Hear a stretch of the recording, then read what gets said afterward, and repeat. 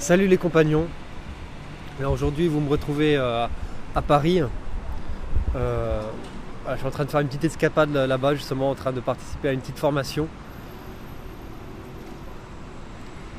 Justement sur comment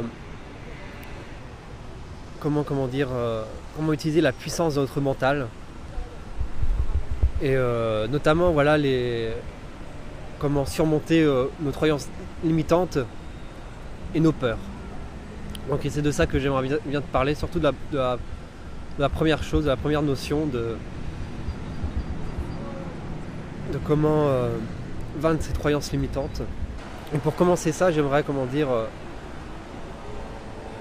te partager une citation qui m'a beaucoup marqué, qui m'a mis vraiment un peu, la puce à l'oreille, concernant vraiment que le monde n'est pas ce qu'on peut voir, n'est pas ce qu'on peut percevoir. Voilà, qu'on peut se tromper un peu sur ce qu'on pense savoir du monde.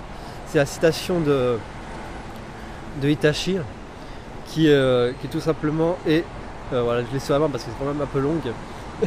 Les gens vivent en s'appuyant sur leurs convictions et leurs connaissances, et ils appellent ça la réalité. Mais le savoir et la compréhension sont des concepts si ambigus que cette réalité pourrait alors être qu'une illusion. Et moi, ça a vraiment mis le déclic, quoi. C'est vraiment le truc qui m'a mis vraiment, comme tu le disais, un peu la puce à l'oreille, me dire qu'il avait raison, quoi, en fait.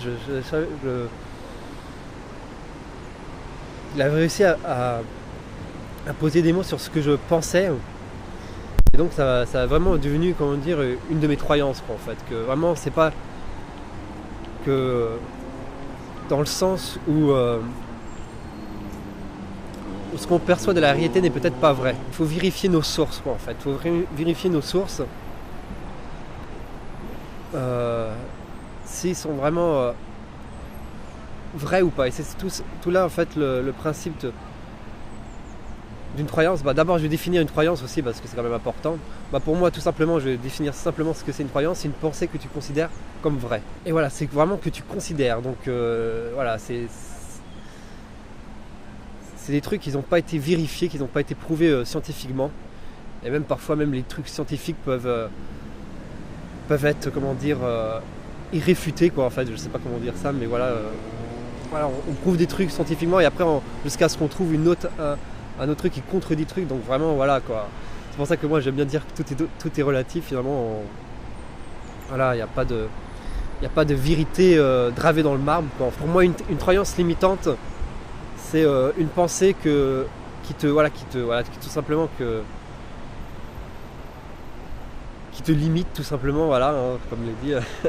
mais au-delà de ça, qui va à contraire de tes valeurs, quoi, en fait. C'est une croyance que tu as intégrée par la société, par les gens, par ton entourage, mais qui te freine, quoi, en fait. Que dès que tu as envie de